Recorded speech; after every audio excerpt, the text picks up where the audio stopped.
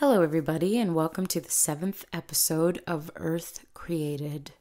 I have no idea what I'm going to talk about today, but before I get into that, before I get into the non-topic, I want to make a very loving, awesome shout out to two people who I know are listening.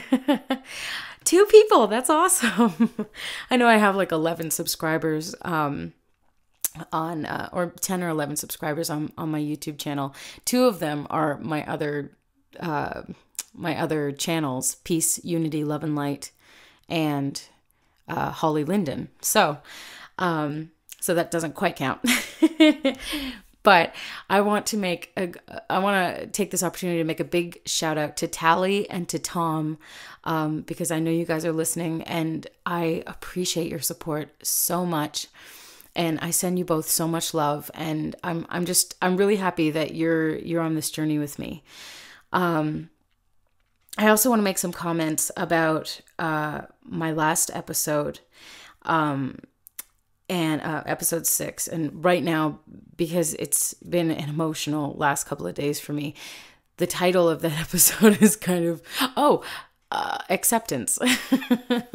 The title was kind of escaping me for a minute. I want to make a couple of comments. I made a comment, and I was laughing when I said it, but I made a comment in my last show about people in my extended family being dicks. And no one has come forward and said, how could you call me that? Or anything else like that. Nothing like that has happened. This is of my own conscious, like, oh yeah, I really should say something about that, because I tend to be the kind of person who's very blunt, and I get right to the point, and I come off very mean sometimes, and that's never my intent. I just don't like wasting time and energy pussyfooting when I could just be saying what I need to say it. And I see this in many aspects of my life. I have a friend, Mike, and the last time he was over, I made some sort of sexual comment, and Eric, my partner, was standing right there, and he said, okay, I'm going to have to apologize for Holly because not a lot of people get her. She's just very open. And that made me start to question how I say things as well. But it's difficult for me to be more tactful. I'm the Cordelia Chase of of my family and of my friend circle. So I tend to just say what I say and then explain, okay, well, this is why I said it so bluntly, or this is what I meant by that blunt statement. But nobody came to me and asking, which is unfortunate because that just means that nobody in my extended family listens to my show, but maybe they will in the future. Well, except for Tom now, who is now in the family. So legally, but, so I made that comment about certain extended family members being dicks or whatever, but in the past, especially in the last couple of years, I've only had small run-ins with predominantly one family member who I won't name, and I won't even say how they're a family member, how they're related. And that caused a bit of duress for me at the time, because my intention was never to be a bossy person, or my intention was only to put up links and help this person become aware of something.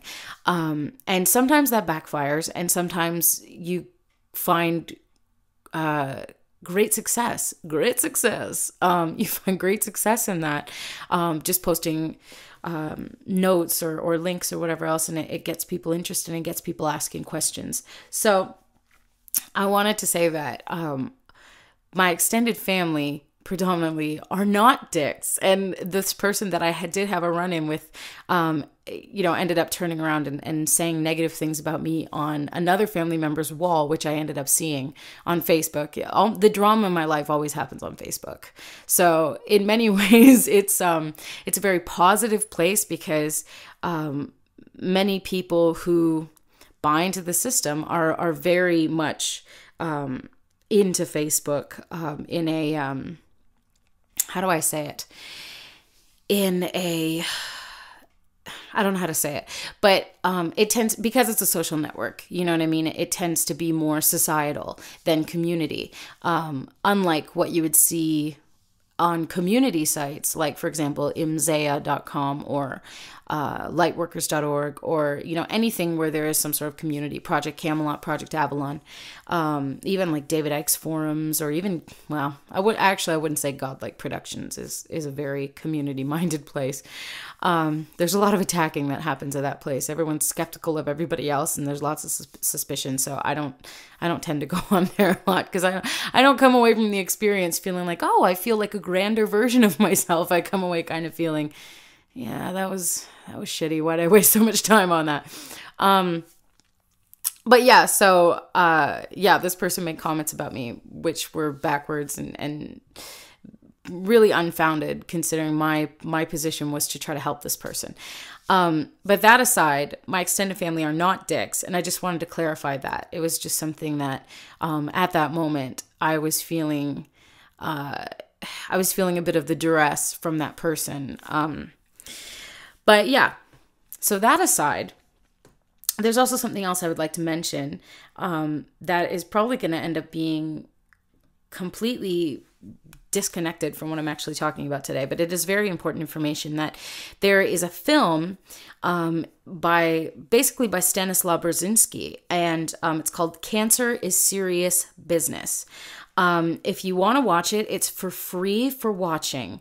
If you go to vimeo.com, which is vimeo.com/24821365. And it's available until June the 20th, 2011 for free. And it's a really great documentary that covers Stanislaw Brzezinski's his treatments using, I believe they're called anti-neoplastons, his treatments using, and it's funny, now that I say that, I remember I had a dream last night where I was telling somebody all about Stanislaw Brzezinski's, why can't I say his name right, method, about how these people are getting cured, because he is noticing that in people who don't have cancer, we have a bevy of anti-neoplastons, and then those who do have cancer have little to zero anti-neoplastons in their body. So what he's been doing is taking the anti-neoplastons, I believe, from people's, I don't know if it's from people's tissue or from people's blood or whatever else, taking that from them and putting it into the body of those who are suffering with cancer or whatever. And it is curing so many people. And let me just also put out there that modern medicine knows jack shit. So the fact that chemotherapy only helps to cure people like 2 to 3% of people who are dealing with cancer. And again, I will always stand by my top 3 things, which are vitamin D3, cannabis, and a raw food diet. And I have seen great benefits from all 3. So I highly recommend those. And even if you're on the fence, especially about cannabis, I'm definitely going to be doing a show about that in the future, and maybe even the next show, because I have a bevy of information on cannabis, and I have experience with this herb. So it's definitely something I'm going to be talking about, because it's something I'm very, very passionate about. As you can tell, I'm passionate about anything that heals people. I'm passionate about St. John's wort. I've had situations in the past where I've had blocks of time in my life that I really wasted because I was depressed and I was suicidal, and they were awful times. But the only thing that actually got me feeling better on a daily basis was St. John's wort. And now I can say that cannabis is virtually a stronger version of St. John's wort. That's how I see it. But then there's also spiritual stuff connected to cannabis for me as well.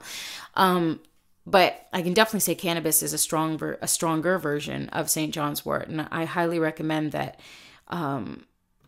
if you are dealing with your own depression or anything along those lines, to check out St. John's wort, to check out cannabis. And while we're on the topic, if you are unconvinced and you have been propagated the way that I was for almost 30 years of my life about the benefits and the the incredible benefits of cannabis, check out, there's a movie called The Union, The Business Behind Getting High. There's also another one called American Drug War, which I don't think is as good, but it does outline a lot of the same ideas, that the reason that cannabis is so looked down upon and propagated against is because it would put so many industries out of business, and big pharma would lose money because this thing cures people. It's not like a pill that the doctor tells you have to take every single day for the rest of your life that inevitably causes your demise because it's a buildup in your system and it creates other sicknesses and other problems down the road.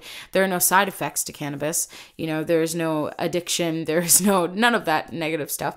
And also there's another one. If you go to marijuanamovie.org, and there's a movie there called, I believe it's called Medicinal Cannabis and its Impact on Human Healing, or its Impact on Human Health, or whatever. It's the only movie that's there.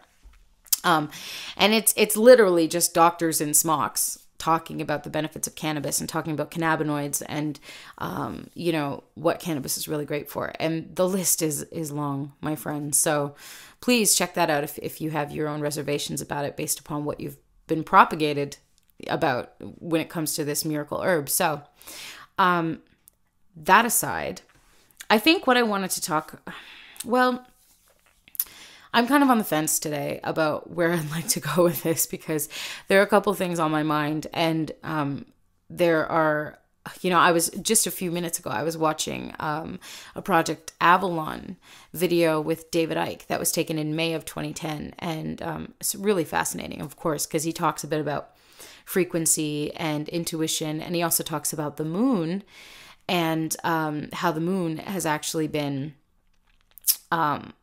planted here instead of it being a natural, it's actually an artificial satellite. And that's really fascinating. And if you'd like to look into that you'll probably have to look up David Icke and the Moon Matrix or something of that nature. Or you can look up the Project Avalon video with Bill Ryan with David Icke. That was in about May 2010. But I believe if you go to Bill Ryan's YouTube, it's Alpha Zebra. So you just go to youtube.com/user/Alpha Zebra. And you can just peruse the videos there. And I recommend watching all the videos. And I recommend going to Carrie Cassidy's Project Camelot page, which is youtube.com/user/Jagbodhi, which is JAGBODHI, like the Bodhi tree, jaguar and a Bodhi tree. And check out all her videos and all their videos, because they were together for years and then they kind of split off into their own projects. But that was something I was debating, talking about the moon. And actually, now that I'm talking about it, maybe I'll get into it a little bit.